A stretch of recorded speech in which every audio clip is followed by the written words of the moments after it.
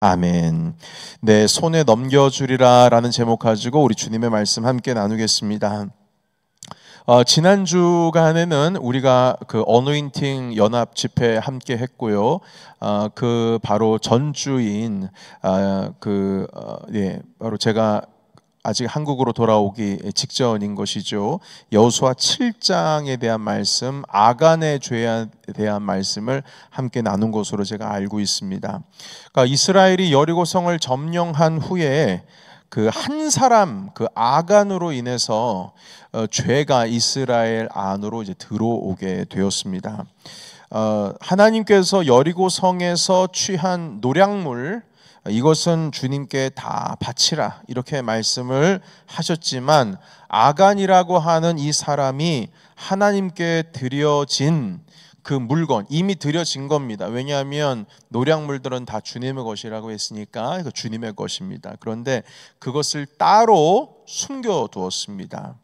그 신할산의 아름다운 외투 한 벌, 그러니까 엄청나게 고가의 가죽 자켓이었던 것 같아요. 그리고 두 번째는 은 200세겔. 이 세겔이라고 하는 것은 중량을 뜻하는데, 그리고 금 50세겔. 이렇게 훔쳐서 자기 텐트의 그 밑에 땅을 파고 거기다 숨겨두었습니다. 하나님께 드려지기로 한 노략물에 대한 은폐, 숨기는 것은 주님의 말씀에 대한 불순종입니다. 이 일로 인해서 여리고성 점령 후에 다음 점령지인 아이성 정복을 이제 실패하게 됩니다. 아간은 유다 지파입니다. 유다 지파는 지금까지 광야 생활 그 40년, 그리고 가나안 정복 전쟁 가운데 있어서 정말 큰 역할을 한 지파가 되겠습니다. 이스라엘 백성들이 이 전투가 있을 때마다 가장 먼저 앞서 나가서 천병 역할을 했던 자들이 이 유다 지파이고요. 가장 위험한 전투, 가장 쉽지 않은 전투, 가장 두려움이 많은 전투에 항상 이 유다 지파가 가장 먼저 싸워서 이기는, 그리고 한마디로 이스라엘의 자존심, 이스라엘의 핵주먹과 같은 역할을 이 유다 지파가 지금까지 다 해왔습니다. 그런데 이렇게 훌륭한 지파에서 이 아간이라고 하는 이 한 사람 때문에 이스라엘이 위기를 겪게 되었고, 결국 이 유다 지파, 이렇게 훌륭한 지파의 이 아간의 가족들은 이 일로 인해서 가나안 땅에 들어가지를 못했습니다. 다 몰살당했죠. 그러니까 이 일은 단순히 하나님께 드려진 헌물을 가로챘다, 뭐 헌물을 훔쳤다, 그것 때문에 일어난 거다. 여러분, 이렇게 너무 단순하게 생각을 하면 안 될 겁니다. 뭐 훔쳤다, 가로챘다 이런 의미가 아니라, 이것은 하나님과 맺은 언약, 주님의 말씀에 순종하지 못했다. 이 순종하지 못했다는 것이 조금 더 옳은 표현일 것입니다. 하나님께서 이 노략물을 가져가지 말고 주님께 다 드려야 된다라고 하는 이 말씀에 순종이 안 되는 겁니다. 이 순종의 실패로 그 가족들과 모든 그 아간에 속한 자들이 가나안 땅을 누리지를 못했죠. 그런데 이런 모습은요, 라합이라고 하는 사람이랑 비교가 됩니다. 여러분, 라합은 여리고성 점령 때에 있었던 여리고성의 주민이었습니다. 이 여자는 이방인이에요. 여리고성이 점령이 되면 이 라합과 그 가족들은 다 죽을 운명이었습니다. 자, 그런데 이 라합은 하나님을 따르는 정탐꾼들을 도와줬고, 이들과의 약속, 언약이죠. 그러니까 이들과 약속한 건 곧 하나님과의 약속입니다. 그 약속을 지키고 순종하면서 이 라합과 그 가족들은 여리고성이 무너지고 점령당했음에도 불구하고 다 살아남았어요. 그리고 이스라엘 백성으로 귀화하고, 그리고 하나님을 자기의 신으로 이제 섬기게 되었습니다. 그리고 가나안 땅의 축복을 누리게 되는 거죠. 이걸 보면 유다 지파라고 하는 가장 훌륭한 지파의 이 아간은 처음 된 자지만, 충분히 가나안 땅을 누릴 수 있는 자격이 있는 자였지만, 이 처음 된 자가 나중이 되었고, 라합과 이 라합의 가족은 버려질 사람으로 이미 끝난 인생이었는데, 나중된 사람인데 이 사람이 갑자기 처음 되는 이런 놀라운 복음의 원리가 지금 여기에 숨겨져 있습니다. 그 복음의 원리의 핵심은 무엇이냐면 순종했느냐 안 했느냐, 이 여기에 지금 달려 있는 거예요. 순종을 못했던 자가 처음 되었지만 나중되고, 나중되었던 자가 순종했을 때 처음 되는 놀라운 반전의 역사가 이루어지게 되는 겁니다. 그래서 이 순종이라고 하는 단어는 우리에게 상당히 큰 도전을 주는 단어입니다. 순종을 못하여 누릴 수 있는 것조차 누리지를 못하고, 순종했기 때문에 누릴 수 없었던 그 운명이 누릴 수 있는 삶으로 바뀌게 되는 겁니다. 자, 그런데 여러분, 우리가 이 순종이라고 하는 이 단어를 너무나 우리의 삶 가운데 자주 쓰기 때문에 이것을 단순히 우리가 복종한다 뭐 이런 개념으로 이해할 수 있겠습니다만, 단순히 뭐 언약을 지키거나 말씀을 잘 따르는 것 이 정도로 의미하기보다는 조금 더 이 순간 가운데 적당하고 합당한 표현을 좀 다시 한번 제가 리프레이즈를 하기를 원합니다. 그건 무엇이냐면, 순종이라는 건 무엇이냐면 단순히 복종, 단순히 뭐 하나님의 말씀대로 살아가는 것, 이런 의미, 그 이상의 의미로 바로 이런 의미가 담겨 있습니다. 하나님이 인도하시는 길을 신뢰하고 따라가는 거, 이겁니다. 하나님이 인도하시는 길을 신뢰하고 따라가는 것, 이게 순종입니다. 여러분, 왜 하나님이 여리고성을 점령한 후에 이 좋은 물건들을 이스라엘 사람들이 갖지 못하게 하고 왜 주님께서 다 하나님께 드리라 이렇게 말했을까? 이러한 노량물들은 가나안 땅에서 살아가는 이스라엘 백성들에게 너무나도 유용한 물건들인데 왜 이것을 하나님은 가지지 못하게 하셨을까? 이런 질문들. 그러니까 합리적으로 생각을 하면 이것은 이스라엘 백성들의 삶 가운데 상당히 필요한 건데, 왜냐하면 밑에서부터 북쪽으로 가니까, 북쪽으로 가면 갈수록 춥습니다. 옷도 필요할 거예요. 그리고 그 땅에서 살아가면서 금덩이, 은덩이 제대로 구경도 못했는데 이게 주어진다는 것은 땅뿐만 아니라 뭔가 자산이 들어오는 것이기 때문에 이게 너무나도 유용한 물건들인데, 이것을 가져갔다고 뭐 그렇게까지 한 가정을 몰살시킬 필요까지 있었을까? 그러니까 이런 질문을 하게 됩니다. 이런 질문들을 우리 충분히 생각할 수 있다라고 생각을 하는데요. 여러분, 이러한 질문들은요, 사실 왜 질문을 할까라고 했을 때 단순히 호기심의 개념이 아니고요. 사실 이런 질문들은 하나님과의 관계 속에서 신뢰에 금이 가면 질문이 많아집니다. 의심이 많아지면 질문이 많아집니다. 단순히 아빠 오늘 우리 뭐 먹을까요? 이런 질문이 아니고, 아빠가 나한테 밥을 줄까 안 줄까? 아니면 내가 원하는 거는 피자인데 오늘 아빠가 막 맛없는 거 줄까 안 줄까? 그러니까 이런 질문인 거죠. 그러니까 이게 단순히 그냥 호기심이 아니고, 그러니까 주님과의 신뢰의 관계에서, 아니 왜 이거 노량물을 그냥 가져가면 이스라엘 백성들이 여기 살아가는데 되게 도움이 될 텐데 왜 이걸 하나님께서 첫 노량물을 다 가져간다 하실까? 그리고 뭐 그 가져갔다고 해서 그냥 핀잔 주고 혼 좀 내고 그러면 끝인데 뭐하러 그 가정을 몰살시키기까지 하실까? 질문이 많거든요. 질문이 많고 이에 대해서 답을 듣고 이해하고 따르는 것은 사실 뭐 별다른 문제가 아니라고 생각할 수 있겠지만, 그 질문이 신뢰에 금이 갔기 때문에 의심으로써 하는 질문이라면 그건 신앙의 방향 가운데 있어서 상당히 위험한 겁니다. 여러분, 하나님은 요셉에게 이집트로 노예로 팔려가는 이유를 설명하셨을까요? 안 하셨을까요? 안 하셨어요. 그러니까 요셉은 이해가 안 되는 거예요. 내가 뭘 잘못했나?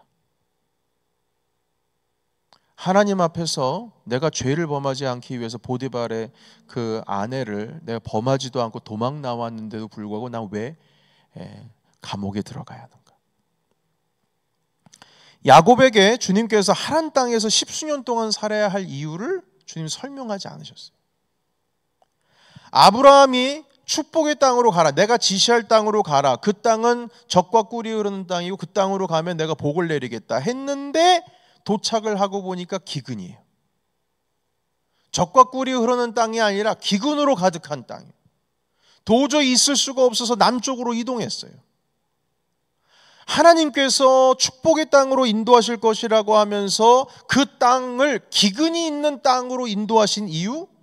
아브라함에게 설명하신 적이 없어요. 충분히 왜라고 하는 이유가 하나님께 주님 도대체 왜 이러셨어요? 라고 질문할 수 있는데 요셉도 야곱도 아브라함도 질문했다는 표현이 없어요. 다윗도 마찬가지예요. 내가 도대체 왕의 기름 부음을 10대 때 받았는데 내가 왜 나이 30 먹도록 왜 도망 다녀야 되나? 주님 도대체 왜 당신은 나에게 기름 부음, 차라리 왕의 기름 부음을 주지를 마실지 그거 다 주시고 나서 왜 도망 다니게 하실까? 질문을 할 법한데 질문이 없어요. 그리고 주님조차 대답해 주지 않으십니다. 그런데 여러분 이 반전이 있습니다. 주님께서 이스라엘 백성들에게 질문에 아니면 설명을 자세하게 하신 적은 있어요. 자세하게. 언제 자세하게 설명했냐면 이스라엘이 범죄했을 때. 내가 지금 범죄함으로 말미암아서 이런 범죄를 저질렀기 때문에 너는 이런 벌을 받게 된다라고 범죄하게 되었을 땐 주님이 설명을 잘 해주세요. 너 이스라엘이 지금 이러이러해서 이 벌을 받는다. 지금 전염병이 있는 이유는 이것 때문이다. 너희들은 포로가 될 것이다. 곧 죽게 될 것이다. 아주 찬찬히 자세하게 설명을 다 해주십니다. 언제요? 이스라엘을 죄를 지었을 때. 그런데 의롭게 살아가는 자들에게 있어서는 왜 이런 일을 당하는지는 설명을 안 해주세요. 희한하죠? 하나님께서는 그 섭리 가운데로 당신의 백성들을 은혜의 세계로 이끌어 가실 때는 설명을 하지 않으십니다. 그러면 여러분, 우리가 하나님께 이런 설명을 듣지 않아도 괜찮고 질문하지도 않아도 되는 건가? 무작정 그런 따라가라는 지금 신앙을 주 목사님이 지금 이야기하는 건가? 아닙니다. 그런 의도로 지금 말하는 건 아니에요. 그러니까 이런 식으로 성경에서 순종하라고 했기 때문에 너희들은 질문도 하지 말고 아무것도 하지 말고 그냥 묵묵히 입 다물고 따라와라. 이런 복종의 형태를 성경이 지금 가르쳐 주려고 그런 의도로 설명하시는 건 아니에요. 다만 하나님께서 이들에게 설명이 필요하지 않다고 하시는 것처럼 보이는 이유는 여러분 신뢰하는 관계 속에서는 설명이 필요 없어요. 순종의 전제에 있어서는 내가 순종하려는 하나님과의 관계 속에서 내가 그분을 신뢰하고 의지하는 관계인가 이게 중요한 것이지. 여러분 내 하나님 아버지의 신뢰 가운데 금이 가면 질문이 많아집니다. 불안한 관계면 질문이 많아지는 거예요. 순종이라고 하는 것은 무작정 복종하는 것으로 주님께서 지금 말씀하려고 하시는 것이 아니라 순종은 하나님이 인도하시는 길을 신뢰하고 그냥 따라가는 것. 이게 순종입니다.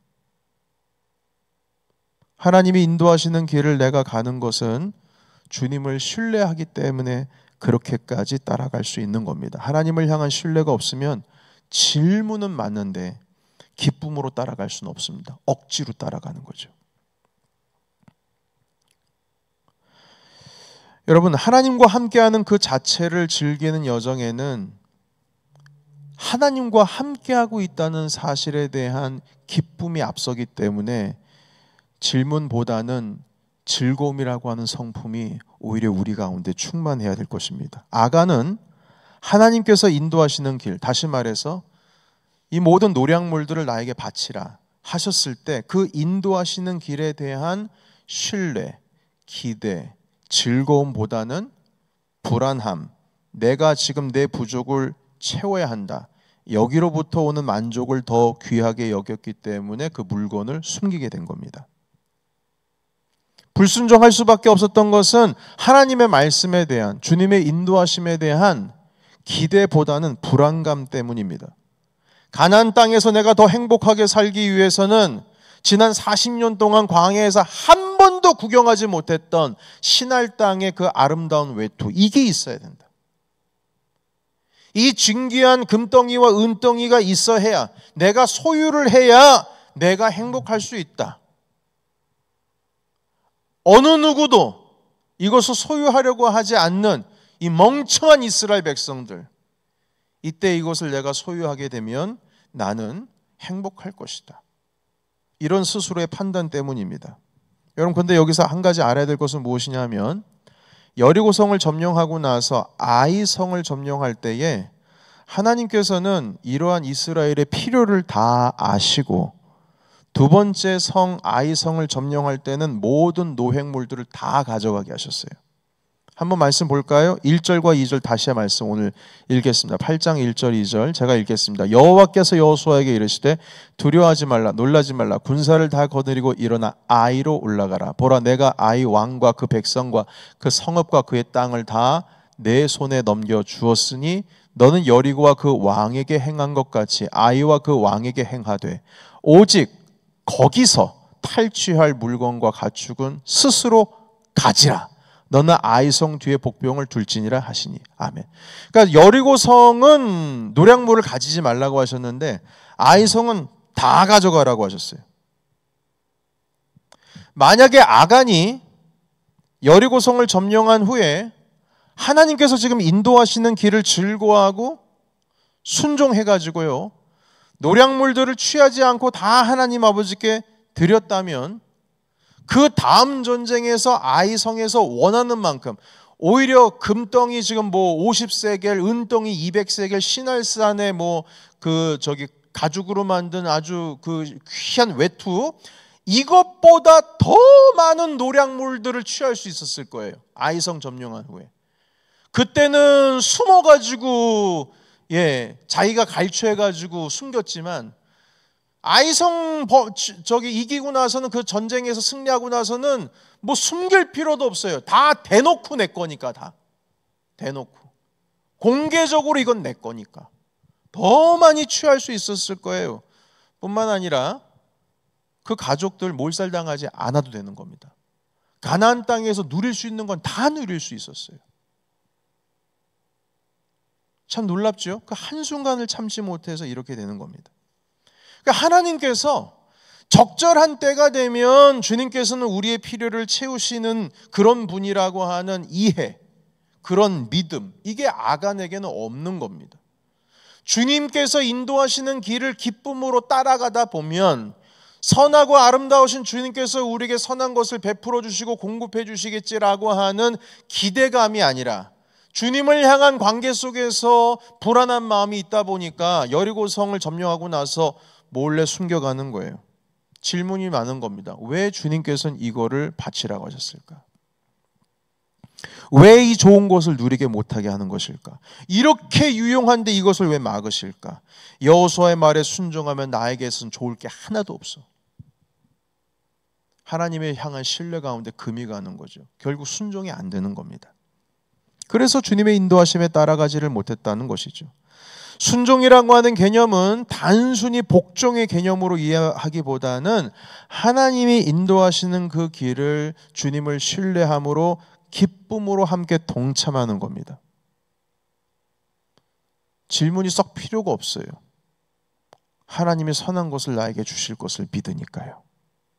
그래서 질문보다는 주님께서 나와 함께 하신다라고 하는 기대감과 기쁨이 더 앞서는 겁니다. 이스라엘은 여리고성을 점령한 이 순간에 아간을 제외하고서는 하나님께서 노획물을 가지지 말라는 그 말씀에 순종합니다. 복종해야 하기 때문에 순종한 것이 아니라 하나님께서 인도하시는 길을 걸어가고 있기 때문에 순종한 거예요. 복종해야 하기 때문에, 의무감 때문에 한 게 아니라 주님과 함께 지금 걸어가고 있기 때문에 순종하게 된 겁니다. 사랑하는 성도 여러분, 여호와는 우리의 목자가 되십니다. 믿으십니까? 네. 그래서 우리는 부족함이 없습니다. 이것이 우리의 고백입니다. 그리고 다윗의 고백이었습니다. 유목민 생활을 하는 자들이라면 이런 다윗의 고백이 어떤 의미인지를 다 안다고 합니다. 여러분, 양이라고 하는 존재는요, 목자가 없으면 100% 죽는답니다. 목자가 없으면 죽는데요. 그냥 목자가 없으면 죽는 게 양이랍니다. 풀을 뜯다가 무리에서 이탈하면 그 양은 죽은 목숨입니다. 그리고 양이 시력이 별로 안 좋아서 잘 보이지도 않습니다. 앞에 따라가는 거 그냥 따라가는 겁니다. 앞에 놈 따라가는 거예요. 그 앞에 있는 애가 절벽으로 떨어지면 뒤에 있는 애도 어떻게 된다? 절벽으로 떨어진다. 그냥 계속 떨어지는 거예요. 그래서 앞에 있는 무리의 맨 앞을 통제를 해야 됩니다. 이게 양치는 개들이 그걸 통제를 하는 거예요. 만약에 양이 스스로 판단해서 목자에게서 멀어지면 그 양은 들짐승의 먹잇감입니다. 100% 먹잇감입니다. 100% 죽습니다. 심지어 양들은 털을 안 깎으면 털이 다 그 항문에 다 막히기도 하고 앞이 보이지도 않습니다. 그리고 양털 무게 때문에 관절염 생기고 걷지도 못하고 그냥 죽는 겁니다. 때가 되면 양털 다 깎아줘야 돼요. 안 그러면 양은 죽어요. 양은 목자가 없으면 죽습니다. 그래서 양은 평생 동안 제 목숨 제 명에 살려면 목자를 따라만 다녀야 됩니다. 그래서 무슨 일이 있어도 양은 목자 옆에 있어야 돼요. 그게 양이 사는 길인 것입니다. 목자가 가는 곳을 따라가야 삽니다. 만약 함께하지 않으면 죽습니다. 그래서 양은 험한 길도 가야 되는 거예요. 목자가 이끌고 가면. 왜냐하면 거길 목자랑 같이 가야 살기 때문에. 사망의 음침한 골짜기여서 위험한 게 아닙니다. 위험한 거는 목자랑 같이 없는 게 위험한 거예요. 이와 같이 순종이란 개념은 목자 대신 하나님과 함께 따라가는 겁니다. 아니, 목자님 왜 이 길을 갑니까? 왜 이 길로 인도하십니까? 왜 나에게 이걸 왜 안 주십니까? 이런 질문이 많은 게 아니라 하나님이 인도하시는 그 길에서 벗어나면 난 죽기 때문에 주님을 신뢰하며 목자를 따라가는 것이 그게 순종입니다. 하나님이 인도하시는 길은 밝은 길만 있는 게 아닙니다. 어두운 길도 있습니다. 다윗의 고백처럼 사망의 음침한 골짜기도 있습니다. 그러나 그렇다고 해가지고 목자를 벗어나면 양은 죽는 겁니다. 사망의 음침한 골짜기라도 목자 옆에 있으면 양은 삽니다. 다윗이 스스로가 목동이었고 목자였기 때문에 이걸 다 알아요. 그러니까 양을 보면서 자기에게 대조하는 거예요. 이게 접붙임을 하는 겁니다. 이 길을 지나가야 양들에게 뜯게 할 풀이 있기 때문에 그 사망의 음침한 골짜기를 목자는 양을 데리고 지나가는 겁니다. 이걸 지나가야 먹을 게 있으니까. 양은 목자를 믿고 따라만 오면 되는 겁니다. 그래서 다윗이 고백을 하는 거예요. 사망의 음침한 골짜기를 다닐지라도 해를 두려워하지 않을 것은 주께서 나와 함께 하시기 때문이다. 주의 지팡이와 막대기가 나를 안위하시다. 이 고백을 할 수 있는 이유는 자기가 목자니까 이런 고백을 할 수 있는 거예요. 자기가 목자니까. 내가 목자잖아요. 사망의 음침한 골짜기를 자기가 양 데리고 갈 때도 있거든요. 왜냐하면 이걸 지나가야 먹을 게 있기 때문에.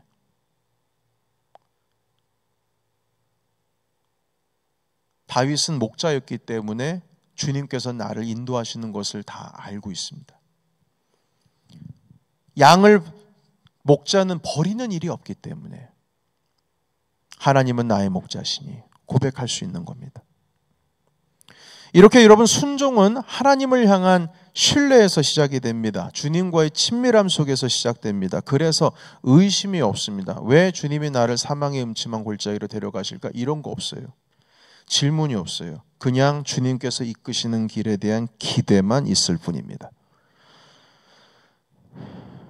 내려놓음이라고 하는 책, 이용규 선교사님 하버드의 동양사학을 전공하시고 박사학위를 마치신 다음에 부르심 받아가지고 몽골로 선교사가 되셔가지고 가셨어요.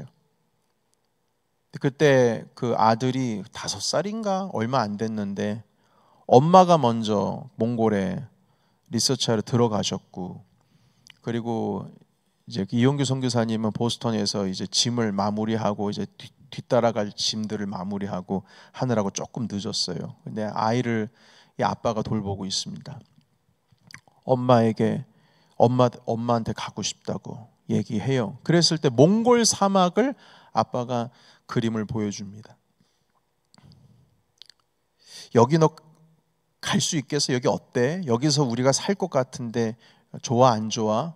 그러니까 애가 그 사막을 그걸 보고 나 여기 싫어. 여기 가기 싫어. 이렇게 얘기합니다. 그런데 아빠 이용규 선교사님이 한마디 해요. 그런데 엄마가 여기 있는데? 그러자 아이가 얼굴이 밝아져요. 그러면 나 여기 갈 거야. 처음에는 그 사막에 가기 싫다. 나는 그런 데서 살기 싫다 했던 아이가 엄마가 여기 있다니까 난 가겠다는 거예요. 여러분, 환경 때문에 가는 겁니까? 엄마와의 친밀함과 엄마와의 그 관계 때문에 지금 이 아이가 가겠다는 겁니까? 1번입니까? 2번입니까? 2번이죠. 사막 때문에 가는 게 아니에요. 엄마가 있으니까 가는 거예요. 이게 순종입니다. 하나님과의 관계 속에서 우리가 친밀하고 주님을 신뢰한다면 주님이 거기 계시다? 그럼 나는 가는 겁니다. 그게 주님을 따라가는 거예요. 아간은 그러지를 못했습니다. 하나님께서 이끄시는 길에 대한 기대감보다는 지금 내 눈앞에 있는 이 문제가 더 큰 거예요. 하나님이 인도하시는 길을 따라가는 것에 대한 불안감이 있습니다. 그 길을 함께 가지를 못하고 결국에는 여리고성 점령 후에 노량물에 마음이 갔어요. 목자가 이끄는 그 무리 가운데서 이 사람은 이탈을 한 겁니다. 여러분, 이것을 우리가 믿고 있는 믿음의 세계로 가져오겠습니다. 여러분, 하나님을 믿지를 못하면, 주님을 신뢰하지를 못하면 순종이 어렵습니다. 신뢰하는 관계가 아니면 순종하기가 어려워요. 듣고자 하는 것보다는 질문이 많아집니다. 하나님이 인도하시는 길에 대한 불신이 있습니다. 순종이 잘 안 된다는 것은 주님과의 관계 속에 이 신뢰의 금이 같다는 뜻입니다. 그렇다면 여러분, 목자를 떠난 양과 같이 되는 겁니다. 사무엘 선지자는 사울 왕에게 말했어요. 순종이 제사보다 낫습니다. 제사는 형식에 불과하지만 순종은 삶입니다. 신뢰입니다. 형식보다 본질이 중요하다. 형식보다 삶이 중요하다. 형식이 당신과의 나와의 관계, 그것을 이상을 앞서지를 못합니다. 삶 속에서 관계가 무너지게 되면 예배의 삶도 무너지는 겁니다. 그래서 여러분, 순종이 제사보다 낫다. 우리가 진정한 예배의 삶 속에서 승리하기를 원한다면 하나님께서 인도하신 그 말씀을 따라서 그 길을 기쁨으로 함께 동참해야 될 줄로 믿습니다. 거기에서 우리의 안전은 시작되는 거예요. 주님께서 나중에 드디어 말씀하십니다. 이걸 내 손에 넘겨주겠다. 여리고성은 가져가면 안 되지만 아이성에서는 마음껏 숨기지 않고 공개적으로 다 가져가라 말씀하셨어요. 그러니까 한 번만 좀 이렇게 주님을 의지하고 신뢰함으로 참았으면 다 내 겁니다. 무슨 신할 땅에 뭐 가죽 외투 한 벌뿐이겠습니까? 두 벌, 세 벌, 뭐 그냥 있는 가죽 수대로 다 한 벌씩 돌아가고도 남아도 또 가져가고 마음껏 가져가도 돼요. 그 기회를 신뢰의 금이 가면 건지를 못하는 겁니다. 오늘 이 말씀을 붙드시고 밤이나 낮이나 해가 떠서 우리 안에 따뜻한 볕으로 인해서 기쁨이 있을 때나 어두컴컴하고 어디로 가야 할지 모르는 밤이 온다 할지라도 여전히 하나님과의 신뢰와 그분을 믿는 믿음 안에서 묵묵히 우리의 목자 되시는 주님을 따라가시는 순종의 사람이 되시기를 주의 이름으로 축원합니다. 아멘. 기도하겠습니다.